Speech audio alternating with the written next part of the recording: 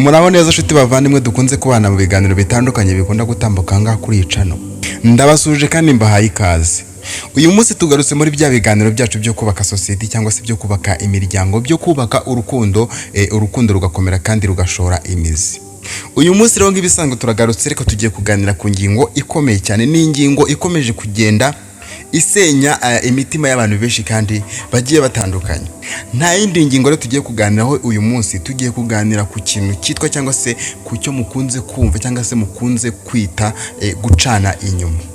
Iki ngiki ni ikibazo gikomeye cyane mu mubano w'abantu babiri bakundana cyangwa se mu bashakanye, kandi ingaruka zacyo nazo zizana uburemere budasanzwe. Niyo mpamvu uyu munsi nifuje yuko twakiganiraho, kuko turaza kumenyeramo ibintu byinshi cyane. Turaza kumenya impamvu ishobora gutuma abantu bacana inyuma. Nyuma yuko tumaze kumenya iyo mpamvu, turaza kurebera hamwe ingaruka zishobora kuza nyuma yuko abantu bacanye inyuma. Ariko ntabwo ari byo gusa turi buganire, kuko nyuma turaza kuza turebera hamwe uko wabyirinda. Ibi bintu biririndwa. Wowe icyo usabwa kugira ngo usobanukirwe byinshi kuri iki kintu nuko ugomba kuba ahangaha tukaganira, ugatera agatebe tukiga ibintu bigiye bitandukanye. Ikiganiro cyacu turagitangiye, ariko mbere yuko kino kiganiro tukinjiramo neza, ni munyemere tubanze twakire abantu bashyashya kuri icano nk'imisanzwe. Abantu bashyashya ni abantu baba bataramara gukanda subscribe. Niba uri hano rero ukaba udukurikiranye ariko utarakanda subscribe, nawe uri umuntu mushyashya. Niyo mpamvu muri aka kanya tukwakiriye, ariko nanone tugusaba kugira ngo nawe ukande subscribe kandi wibuke gufungura inzogera kugira ngo buri kiganiro cyose gitambutse ngajye ubasha kukibona kandi ukibonere ku gihe. Reka dutangire ikiganiro cyacu.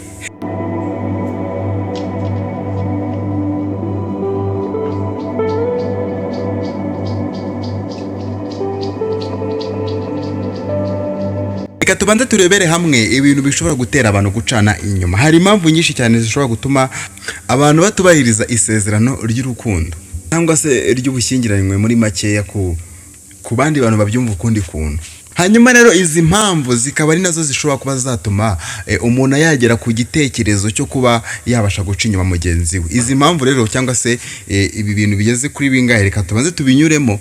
Hanyuma nyuma yaho turaza tureba ingaruka zabyo, ariko nanone turaza gusoza turebera hamwe uko wabyirinda cyangwa se uko wakitwara neza gukomeza ukabana n'umukunzi wawe hatabonetsemo kuba mwacana inyuma. Icyambere ni iki ngiki, ni ukutanyurwa mu rukundo. Rimwe na rimwe umuntu aba yumva atanyuzwe n'ibyo abona ku mukunzi we cyangwa se ko bashakanye. Urukundo, ubwitonzi cyangwa se kubwirwa amagambo meza, ibi ngibi cyangwa se n'ibindi bintu runaka ashobora kubona bitamunyuze, hanyuma agatangira gutekereza kuba yaca inyuma umukunzi we cyangwa se uwo bashakanye. Icya kabiri ni imibonano mpuzabitsina itanyuze. Igihe umwe mu bashakanye adashimishwa cyangwa se umwe akajya yirinda cyane, ibi ngibi bituma undi ajya gushakira ahandi. Aribwo usanga habaho igikorwa cyo kuba umwe yaciye uwundi inyuma. Ariko ku munsi turaza kuza turebera hamwe inama nimba koko umuntu ari byo yagakwiriye guhita yihutira kujya guca undi inyuma, cyangwa se niba hari ikindi cyagakwiriye gukorwa kugira ngo umubano w'abantu babiri ukomeze ube umubano mwiza cyane. Reka turebere hamwe icya gatatu gishobora kuba cyatera umuntu guca inyuma undi. Icya gatatu ni ugushukwa n'irari. Hari abashukwa n'imibiri myiza cyangwa se amasezerano y'ibyishimo y'igihe gitoya cyangwa se by'igihe gitoya, hanyuma ibi bintu bikaba byatuma abasha guca inyuma uwo bashakanye cyangwa se nyirizina uwo bakundana. Icya kane ni imihangayiko ndetse n'ubukene. Rimwe na rimwe umuntu ashukwa n'uwamwizeza ko amuha amafaranga cyangwa se ubundi bufasha runaka. Ibi ngibi bikaba byatuma yisanga yaciye inyuma y'uwo bakundana cyangwa se uwo bashakanye. Icya gatanu ni iki ngiki, kudahana umwanya. Iyo abantu babiri bakundana cyangwa se abantu babiri bashakanye badafata umwanya ngo baganire, ngo bafate igihe cyo gusangira ndetse no kwiyitaho, batangira kugenda batandukana ku mutima. Kandi ibi bintu nibyo biri mu bintu biba byakururira umuntu mu kuba yagenda akaba yaca inyuma undi. Icya gatandatu, ubugwari mu by'umwuka. Kubura indangagaciro n'inyigisho zubaka zituma umuntu agira intego yo kubaha isezerano rye, bibasha kuba byatuma umuntu atangira no gucika intege, akumva yabasha kuba yaca inyuma uwo bari kumwe. Icya karindwi aricyo cya nyuma tugahita tugaruka ku ngaruka zishobora kuba ziterwa n'ibyo bintu. Icya karindwi ni ukunywa ibiyobyabwenge cyangwa se inzoga nyinshi. Ibi ngibi bituma abantu batakaza ubwenge ndetse bakaba babasha gushukwa byoroshye. Niba ubashije kumva ibintu bishobora kuba byatuma abantu babasha kuba bacana inyuma, ndakeka wamaze no gutekereza uburyo ibi bintu wabyirinda kugira ngo ubashe kureka kuba waca inyuma uwo mwakundanye, kuko umuntu mukundana biba ari byiza cyane kumwubaha nawe akakubaha, mukibera mu rukundo rwiza cyane. Tugiye kuza turebera hamwe ingaruka z'ibi bintu, ariko ndakwinginze wowe wamaze kumenya ino YouTube channel yuko ari YouTube yigisha ibintu bigiye bitandukanye byerekeye ku rukundo, niba waramaze kubimenya kandi ukawubikunda, ndakunyuze kugira ngo ukandireke kuri no video. Ikindi kandi wowe mushya cyangwa nkomeza kugushishikariza ukanda subscribe niba utarayikanda, wandike muri comment ikintu twaza kubwira ubutaha cyangwa se kino kiganiro bagikunze, ugerageze kuba wakandika muri comment by'umwihariko natwereka ko turi kumwereka nabyo biba bikenewe. Reka turebere hamwe ingaruka z'ibi bintu byo kuba abantu bacana inyuma, hanyuma nituza kurebera hamwe ingaruka tumaze kuzibona, tuza kurebera hamwe icyo umuntu yakora kugira ngo yirinde kuba yaca inyuma uwo bakundana. Ikintu cya mbere kibaho iyo umuntu yamaze kumenya yuko umuca inyuma cyangwa se bimwe mu bintu bishobora kuba byaza ari nk'ingaruka z'uko yamenye yuko umuca inyuma, iki gihe hatangira kubura icyizere mu mubano w'abantu babiri bakundana cyangwa se mu mubano w'abantu babiri babana, icyizere kirabura. Ikindi kandi iyo umuntu yamaze kumenya yuko bamuca inyuma cyangwa se yaciwe inyuma, icyizere kirabura, kikaba binagoye kuba yakongera kukigira pe, bikaba bigoye kuba yakongera kukugirira icyizere. Ubwo rero byaba byiza wirinze kuba waca inyuma uwo mwashakanye, kuko kugarura icyizere nyuma yaho biragora cyane. Reka turebere icya kabiri gishobora kuba cyaba ari nk'ingaruka yo kuba umuntu yaraciye inyuma uwo bakundana cyangwa se uwo bashakanye. Icya kabiri ni ikingiki, amakimbirane mu rugo, by'umwihariko ku bantu bubatse.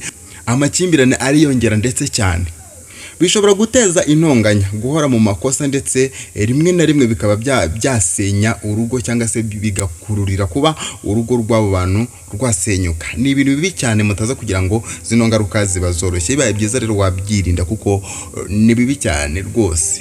Icya gatatu, bishobora kuba byateza indwara zigiye zitandukanye zandurira mu mibonano mpuzabitsina, nk'isukari cyangwa se sida cyangwa se n'izindi ndwara ziterwa no kudakoresha uburyo bwabugenewe mu kwirinda. Icya gatanu, kwangirika k'umutima ndetse n'amarangamutima, gucibwa inyuma cyangwa se kubeshywa bitera agahinda ndetse no kwiheba, ndetse rimwe na rimwe ugasanga umuntu afite stress ikabije cyane. Gatandatu, ibi bintu byo gucana inyuma byangiza abana ndetse ku kigero kiri hejuru cyane. Mu rugo rurimo gucana inyuma, abana bakurana ibikomere bikomeye cyane byo mu mutima, ndetse rimwe na rimwe bashobora kutizera cyangwa se kutazizera mu gihe bazaba barakuze urukundo mu buzima bwabo bwose. Urumva ko birangiza pe, birangiza kandi cyane. Icya karindwi aricyo cya nyuma, ni ugusenya ejo hazaza. Bishobora gutuma abantu batandukana, bakabura umutungo wabo, bakagira ipfunwe mu muryango ndetse n'imibereho yabo n'Imana ugasanga ntabwo imeze neza rwose. Mu gusoza ikiganiro cyacu, reka tuza turebera hamwe uko umuntu yabyirinda cyangwa se uburyo umuntu yakirindamo kuba yaca inyuma umukunzi we, kuko ni ibintu by'ingenzi kubimenya nabyo. Icya mbere, gukomera ku ndangagaciro, kumenya ko isezerano ry'urukundo ari ryo shingiro ry'imibanire. Kabiri, kuganira buri gihe, kubwira uwo mwashakanye cyangwa se uwo mukundana ibyifuzo byawe, ibibazo ufite ndetse n'ibigushimisha. Gatatu, kugaragaza urukundo, kutaba mu magambo gusa, ahubwo urukundo ukarugaragariza no mu bikorwa. Kwita ku mukunzi wawe, kumwubaha ndetse no kumufasha. Icya kane, kwitwararika ndetse no kwirinda ibishuko. Icya gatanu, ni ugusenga no kwegera Imana ndetse cyane. Icya gatandatu, kumenya ko ibyishimo byo gucana inyuma ari iby'igihe gito cyane. Icya karindwi aricyo cya nyuma, ni ukuganira ku mibonano mpuzabitsina. Kugirana ibiganiro bituma bombi bishimira ubuzima bwabo bw'urugo ndetse ntihagire usigara inyuma. Turashoje ikiganiro cyacu cy'uyu munsi, ngushimira cyane ko twabanye kino kiganiro kuva gitangiye kugira gisoje.